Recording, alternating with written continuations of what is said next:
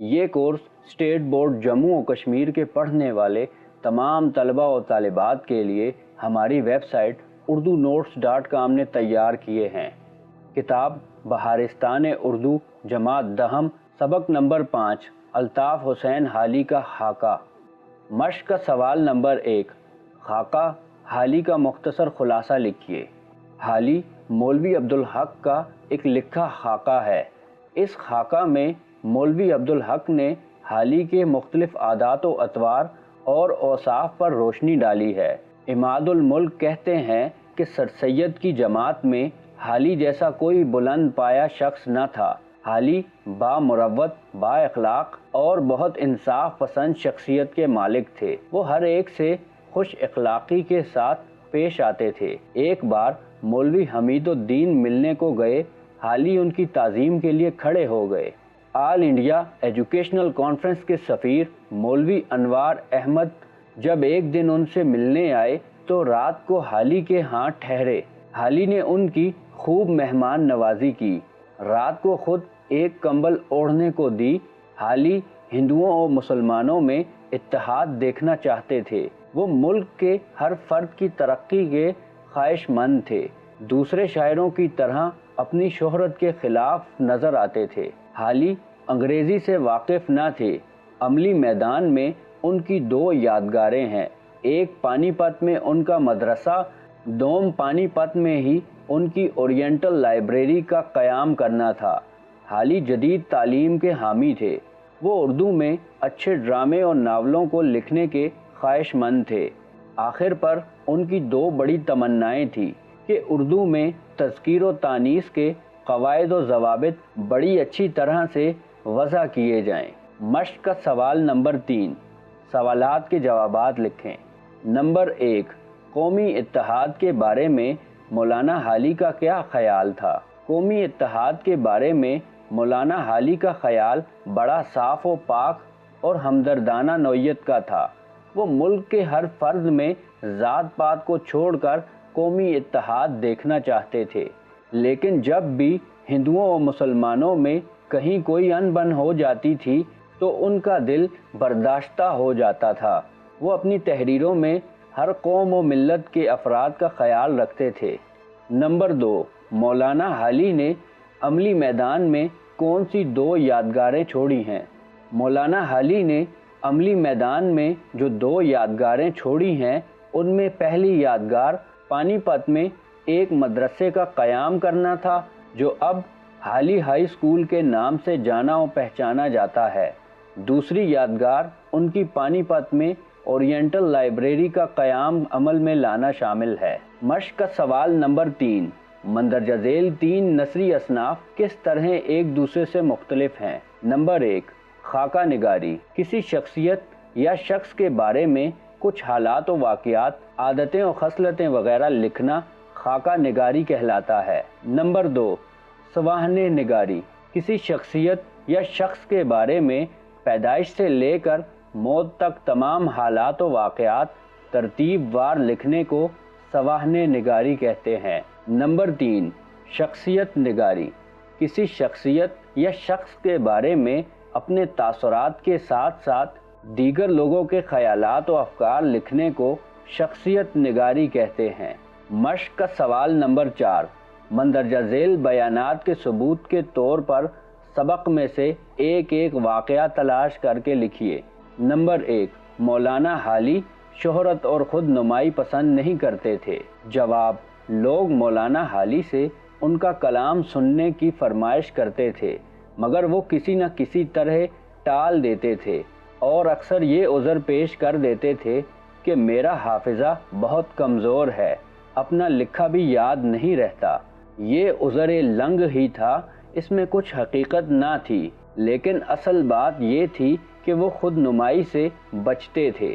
Number 2، مولانا حالی زبردست مہمان نواز تھے۔ جواب، یہ کمبل لایا تھا اور آپ کو اوڑھا رہا تھا۔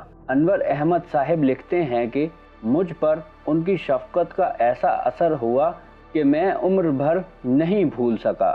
مہمان کے آنے سے اور اکثر ایسا ہوتا تھا وہ بہت خوش ہوتے تھے اور سچے دل سے خاطر تواضع کرتے تھے اور ان کو خوش رکھنے کی کوشش کرتے تھے۔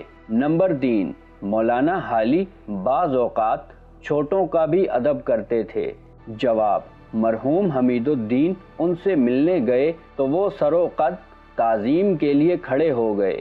ہم اپنے دل میں بہت شرمندہ ہو گئے۔ مولوی حمید الدین نے کہا بھی، آپ ہمیں تعظیم دے کر محجوب کرتے ہیں۔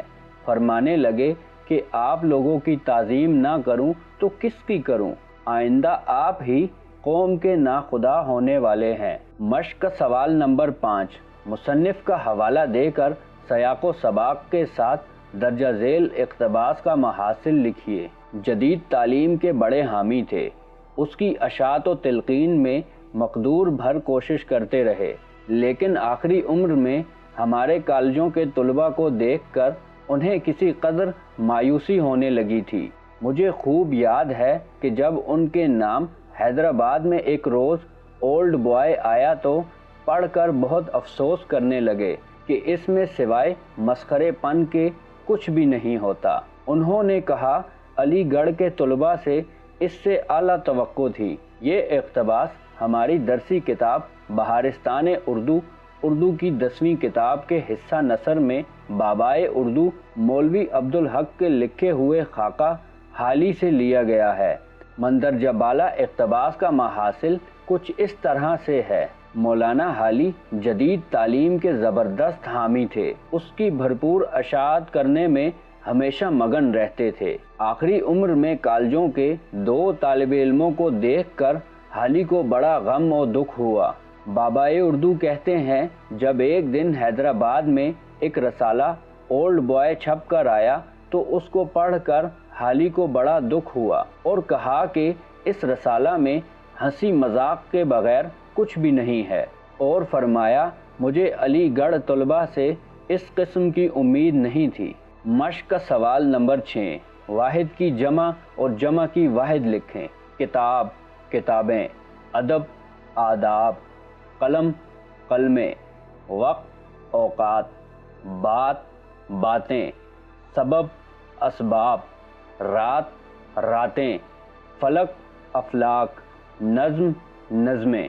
مندرجہ ذیل الفاظ کو اس طرح جملوں میں استعمال کیجیے کہ ان کی تذکیر و تانیث واضح ہو جائے۔